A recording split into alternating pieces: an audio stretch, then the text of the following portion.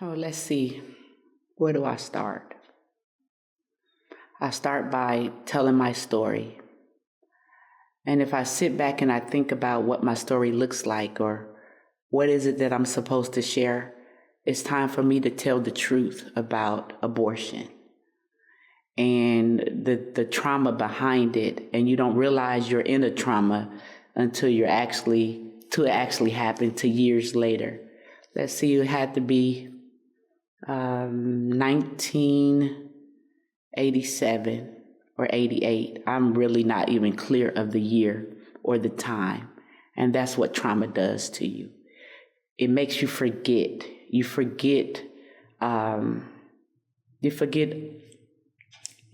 just lose track of everything. And the reason why I call it trauma is because I remember saying I only wanted 2 kids. And for whatever reason, that was just in my mind and in my heart. I only wanted to have 2 kids. I wanted to have a boy and I wanted to have a girl. Well, I had my boy and then I had my girl. And then here comes, I'm pregnant. And I believe I was 19, 20. I don't remember. And I'm being honest. Because for some reason in my mind, I blocked that time out. But there's parts that I do remember that I want to share. And I'm going to fast forward a little bit and then I may go back a little bit. But just so you can get an understanding of what the enemy will do to your mind when you don't know, but you think you know, and you think you got everything and you have all the answers, but you really don't. And so it was when I found out I was pregnant, and I don't even remember how many months. That's what's crazy. I don't remember how many months I was. All I knew is I only wanted 2 kids, a boy and a girl. And so now here I am, a single mom with 2 children and pregnant again. And the guy who I'm with, I don't think he even wanted to be with me. And so I was like, I'm not having another baby. So I made a decision that I was going to have an abortion. And I didn't really think about, I didn't think about it. I just knew that was something that I had to do. Like, not knowing that later on come to find out how selfish I was. And, so I make an appointment to have an abortion. I called the clinic. It's in Milwaukee, Wisconsin. I can't even remember where this place was, but I knew that it was, when I think about it or I start thinking about it, it reminded me of something that you see in a horror movie, but your mind just says, this is something you got to get done. You just got to do it because you know you don't want to have another child. And so I remember making that appointment, and I remember I was trying to think of, how did I even get to the appointment? Did I catch the bus? Did I drive myself? But I remember being by myself. That's a scary thing. To be by yourself. I told myself I wasn't going to cry, so I'm going to try not to.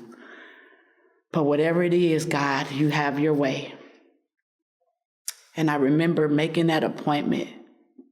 I don't know if it was the morning or the afternoon, but I knew I was in preparation to go and to abort.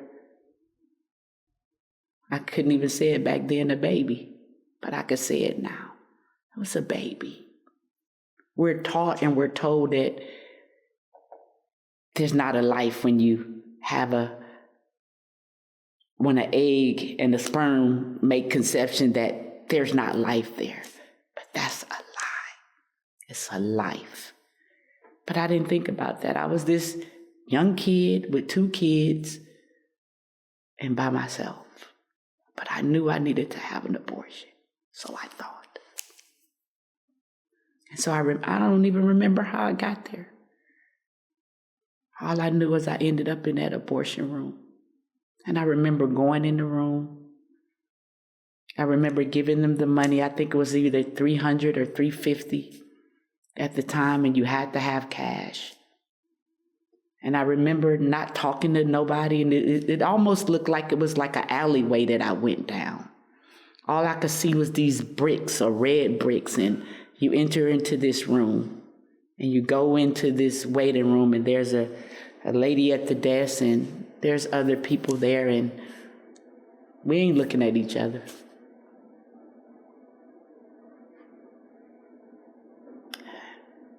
I go in and I make a payment to the person.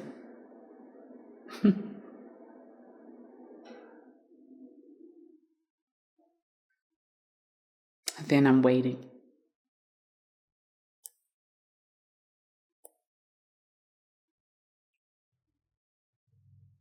It's been a long time since I thought about this or even talked about this. So I'm asking the Lord to bring it to my remembrance. But one thing I do remember is when I went in that room with that doctor and the nurse. And I remember being in that room, and I got this sense of, I shouldn't. I got this sense of, you shouldn't be doing this.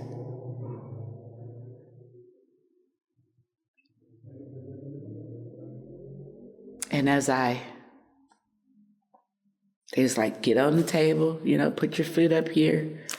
There was no emotion in the room at all. I think I was the only one with the emotion. And I said, I think I don't want to do this. That I do remember.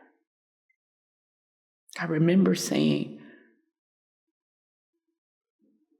I don't want to do this. And it was in that moment when I said, I don't want to do this. I woke up and my baby was gone.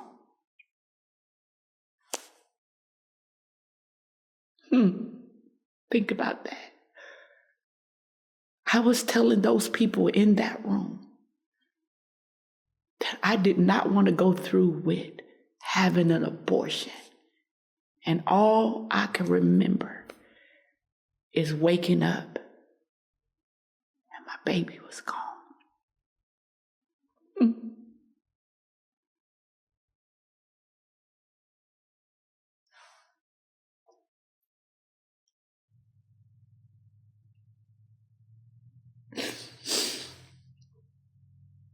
Well, it was done. And then if I sit back and I think about it now, that's when I became so angry. My life changed. Like I said, I don't remember how I got home. All I know is I had to go home to my 2 children.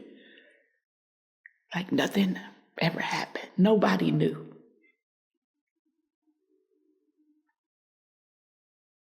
Nobody knew.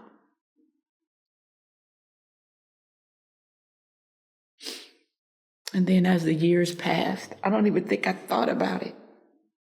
That's what it does to you. You're just going on with life as if nothing ever happened. So I keep trying to remember or get a recollection of what was it after you had that abortion? And I couldn't think about it. I didn't think about it. It was like it never happened. But I knew that wasn't true. And then, let's fast forward, I'm 28 years old and I give my life to the Lord.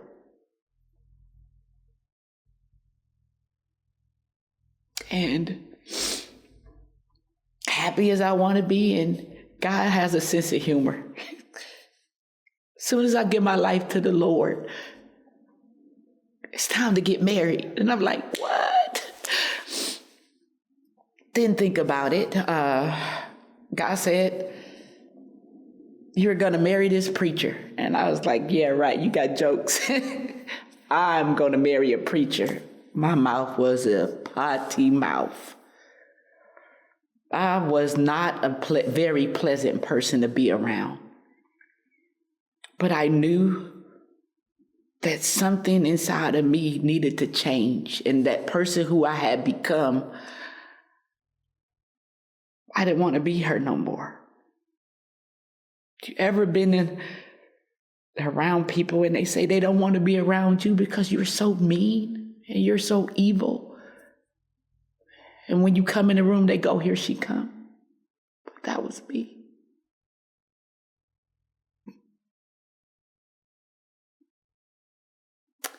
My family didn't want me around. Or when I did come around, they was like, here come trouble. Not knowing that all of this had to come from somewhere, and I didn't know where it came from. I just was an angry person. Now I'm angry. Well, think about it. If I go back farther, it won't even be about the abortion. It'll be about my life. But life's traumas, somehow they collide. So I'm married now. 28. Only knew my husband less than 6 months. But I knew that that's who God said I was going to marry. Yep, I married a preacher. This girl that will outcuss a sailor married a preacher. And I remember that day.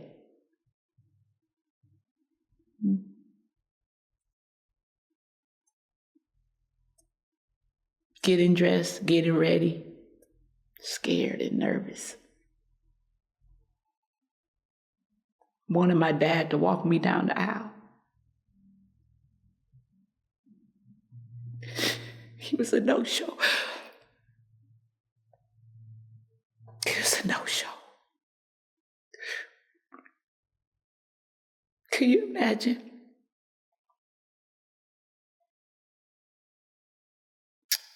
Getting married. Wanting your dad to walk you down the aisle. He walked my sister down the aisle. But not me. And I remember getting dressed and thinking my dad is going to show up because he know I'm getting married on this day. June the 7th. Wasn't there. He didn't show. But I'm getting ready to get married. So I remember getting, I didn't know I was going to get so emotional. Getting ready in the bathroom, and they were trying to hurry me up and hurry me along. And they said that was the longest walk down that aisle. It took me maybe about, my niece sung 2 songs to get me down that aisle. And I was walking, taking baby steps, because this was the man I was going to be with for the rest of my life. And I'm going to try to fast forward a little bit. But all of this, when I stop to think about it, is very important. Because it began to change my life. And so I'm married. I finally make it down the aisle, and the girl who was so loud and so boisterous, and so when she was coming, they was like, oh, here she come. They could barely hear me say my vows. It was a whisper.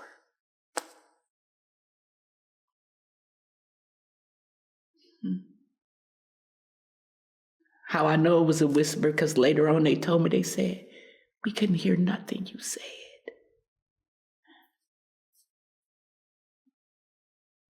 And so now I'm married and I have 2 children and 2 more children, because now he has 2 children and I have 2 children, and we have 4 kids. And We're going on with life.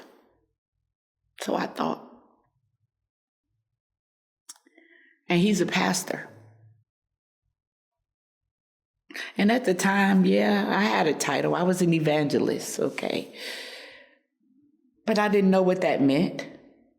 I didn't know what it meant to be an evangelist. All I knew is I loved the Lord. I fell in love with the Lord, and I'm married to a pastor, a minister, and we're going to do the Lord's work together. And then 6 months, married, less than 6 months, and the Lord says, you're moving. Like where? Oklahoma. Oklahoma? Where is Oklahoma? Is that even on the map? And that's what I said. So I'm married in 6 months. Now I'm going to Oklahoma. Okay, fast forward this story. I remember crying all the way to Oklahoma. Because that was the first time I've ever left Milwaukee, Wisconsin. I lived there 28 years of my life.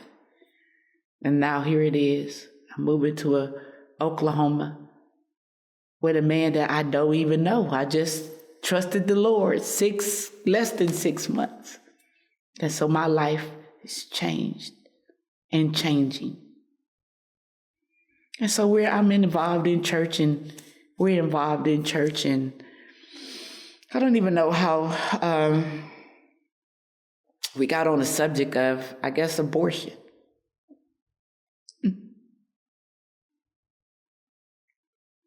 And I would hear him talk about it. But I don't think he realized that I had an abortion, because I don't think I shared it with him. And I would hear him talk to other people and say, well, you know that was murder.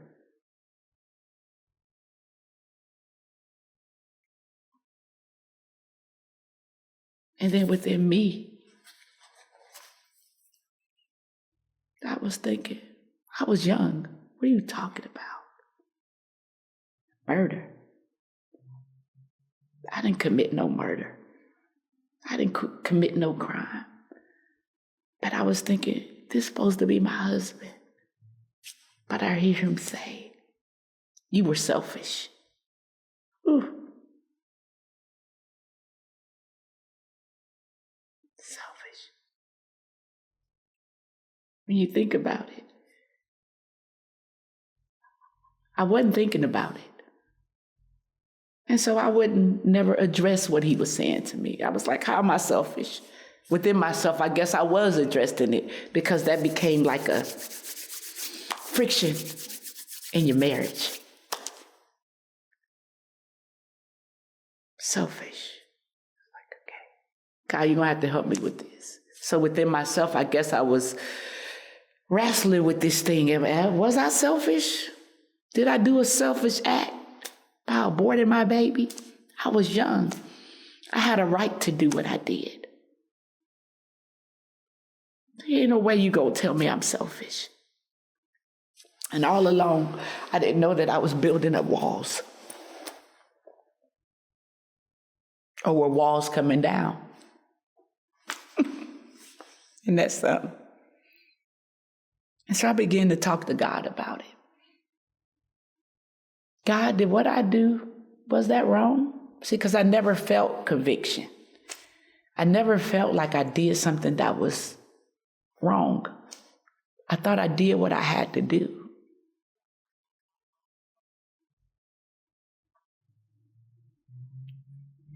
Then I remember being invited to a pregnancy resource. I think it was some type of gala or something at a church. And I remember one of the pastors giving her testimony.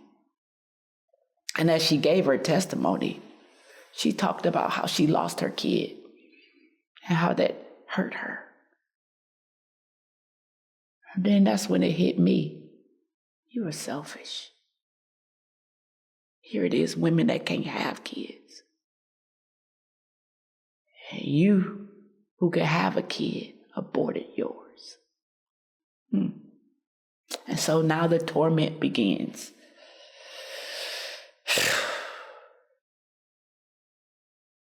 torment begins. So I'm going to fast forward because this story will take a long time if I tell you everything. And I was like, how could my husband call me a murderer, call me selfish, say what I did was murder? Then when I'm in the room and I hear somebody talk about abortion, why do I feel convicted? Why do I feel this weight? And then I began to talk to God. But God, I thought you said that when I gave my life to you, you forgave me, that I was forgiven. And then I could hear him say, but you are. And then I said, but why do I feel like I feel? If I'm forgiven, why does every time somebody talk about abortion, it hurts me? If I'm forgiven, why does it hurt me? So I began to just talk to him about it. And so 2015. So can you imagine, do the math? 19 years old, 20 years old. Now we're in 2015. I moved to Lawton, Oklahoma in 1998, but I didn't actually deal with what happened to me to 2015. It's a lot of years to bottle up a pain that comes back to haunt you. Whew. Because you can't even sit in a room with people and when they talk about abortion and look them in the face and be honest. Because honestly, every time they said that word, something in me cringed. And I kept telling myself, I dealt with it. I dealt with it. I dealt with it. I did what I had to do. Not knowing that I really didn't deal with it. I just put it and packed it up. And when I moved from Milwaukee, Wisconsin, I took what was packed in that suitcase and I just moved it with me. And my life started to unpack before me. Because now I have to deal with the truth of the matter is, I murdered my baby.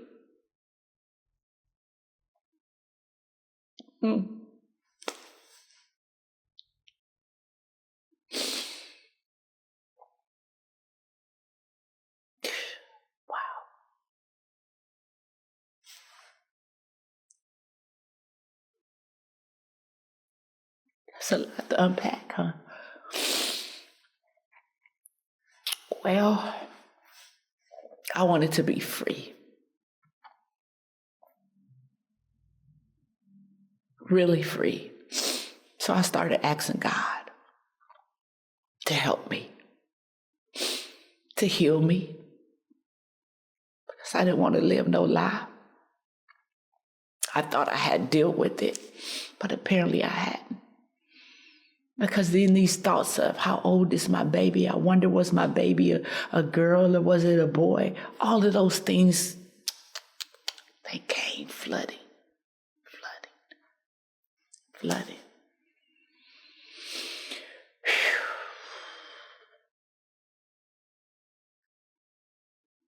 then I remember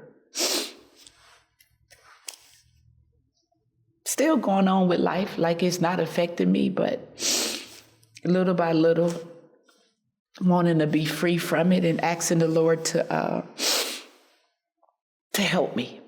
And so I signed myself up in the dance school because I know that the Lord had called me to minister in dance. And when you are ministering before people in dance, and you're real about what you're doing, and you're real about loving on God and God loving you, well, emotions come with that, because when you really give your heart to God, God he doesn't want you to have a weight on your shoulder or be, what's the word I want to look for? He don't want you to, he don't want the enemy, that's it. He don't want the enemy to have nothing over your head. And he wants us whole more than we want to be whole. And so I remember this dance school that I was in, and we had to go take a trip, and me and my husband were in the car, and we're driving, and I remember, for whatever reason, being in that car with him, and we're driving to Missouri. For the very first time, I felt alone. Like this overwhelming sense of, I'm by myself.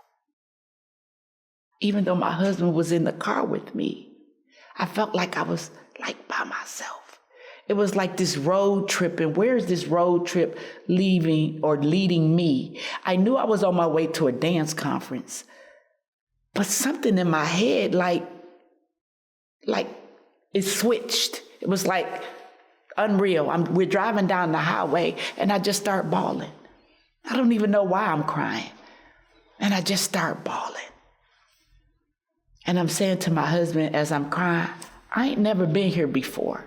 He's kind of like looking at me like, I ain't never either, but this wasn't, because me and my husband, we would joke with each other. And I was like, no, you don't understand.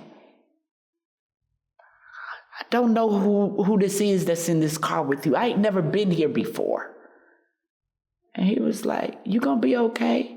There's gonna be other people with you. But I don't think he was getting what I was saying, because at that time, I think everything that I had bottled up and that I was carrying was unpacking in that trip on my way to go and minister and dance. Isn't that something? You're never in control of how something is going to be revealed or how things are going to be taken care of. But I remember asking God to help me. And so on my way to being helped, I just was crying, and I said, I'm going to be by myself. I said, I ain't never been by myself. I said, I don't know. I said, I'm going to a place that's very foreign to me. I don't know these people. These people don't know me. And I'm about to be by myself. I didn't have nobody else with me. It was just me and my husband. And that's when it hit. But I didn't know that God had a plan. A plan of redemption. A plan of healing. Because when you ask God something, and when you ask God to do something for you, he'll do just that. And I remember being at this dance conference, and the lady who was over the dance conference, Pastor Lynn, I'm pretty sure she won't care if I say her name, because she's just an awesome woman of God. Well, she was doing this, she called it a prophetic transfer, a prophetic healing class. And it was all the dancers. We would dance around each other, and whoever stopped in front of you had to say what they heard God say for that person that they were standing in front of. And I was thinking, oh, okay, this is going to be good.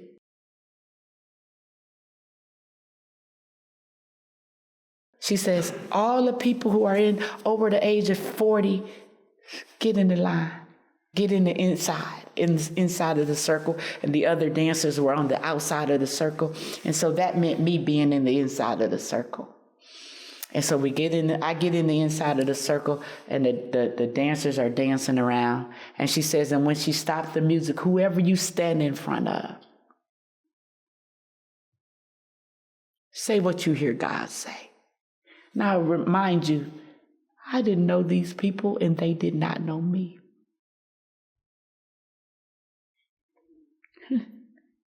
There was this guy, and he stopped in front of me. And he said it. He said, God says, you are forgiven. That baby that you aborted was a boy. And God says, you are forgiven. I was like, wow. I balled up in a ball and I hit the floor. And all of those people that was in that room that didn't know me wrapped their arms around me and they hugged me. I balled up into a fetal position. And the love that I felt in that room, I had never, ever felt that before. You're forgiven.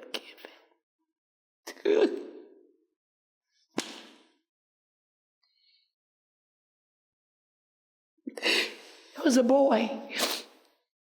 I asked God, was it a boy or was it a girl? And all those years later, I guess when I was ready to listen, he revealed to me it was a boy. He told me that you were forgiven. It's kind of ironic. When I was getting dressed today, I wasn't thinking about what I was putting on. And then I knew that I was going to do this. And so I looked down at my shirt. See, God is intentional. And what God does, he does on purpose. And it says, blessed, forgiven, and redeemed.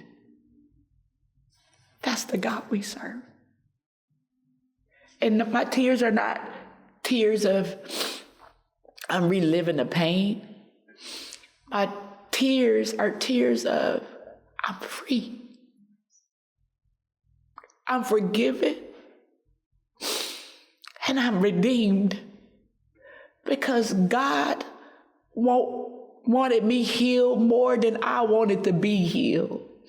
And he took exactly what I loved and he put it before me and he gave me my freedom in it. And yes, having an abortion is murder. Yes, I aborted my baby, but I'm forgiven. That's what the enemy can't hold over my head no more.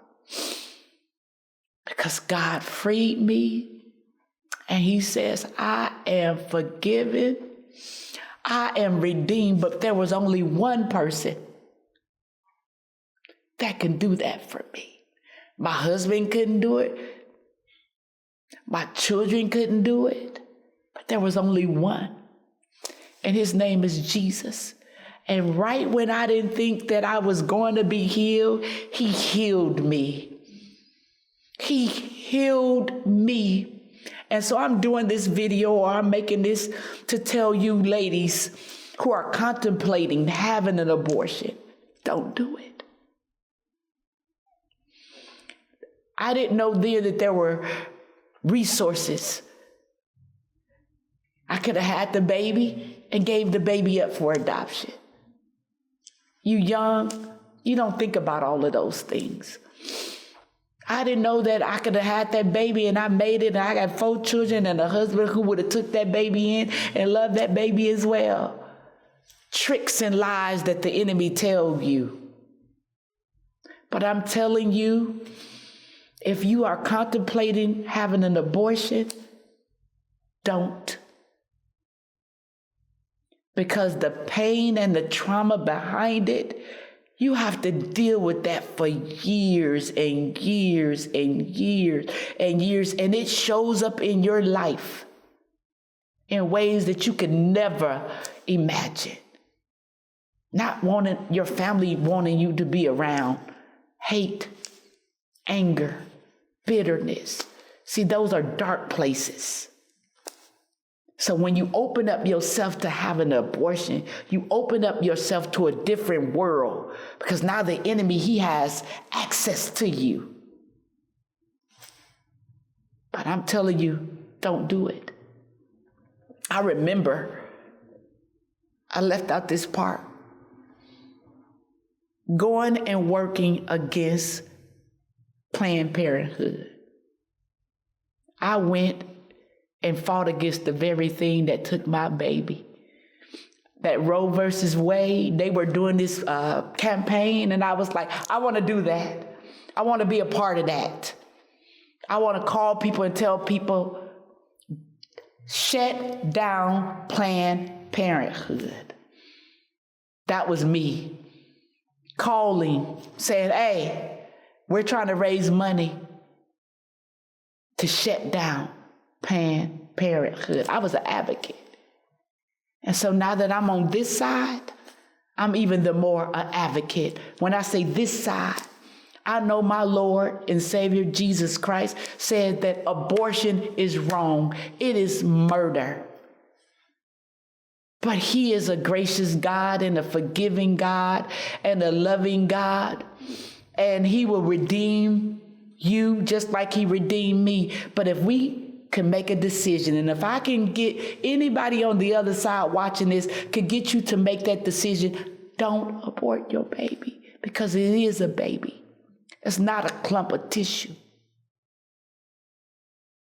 A baby is born the minute that egg and that sperm hit conception. It's a baby. It's a living, breathing soul. So don't believe the lie of the enemy that tell you that it's not. So if this video could just help one person, I don't mind being transparent. I don't mind telling you. Don't go through what I went through. Make the decision to choose life. Life for that unborn baby. Fight for that child that won't have a voice, because will have a voice because you become their voice. Make the choice and choose life. God bless you. If I can help you, or if this video will help you, I pray that it does. Because me just telling this story, talking about another sense of freedom. The enemy ain't got nothing. And he can't hold nothing on me. Oh, hey, I got something for you. You see behind me? There's a freedom box. And this freedom box right here was a word that was brought on last week at our church. And what that freedom box did, what we were told to, there were some envelopes and a little postcard on there, and it says, the things that you want to be free from, I want you to write it on that card, that 6 by inch or 4 by inch postcard, or however inch that paper is over there. You write it on that, what you want to be free from. You write it on that card, and then you tear it up. And then you seal it in the envelope, and you put it in that freedom box to tell the enemy, you can't hold me. You can't stop me. All you did now is you motivated me even the more to be the voice that God wants me to be for him. To tell you that's on the other side of this camera watching me, do not abort your baby. Give your baby a chance to live and to not die. Just like God gave me a chance to choose life. I love you.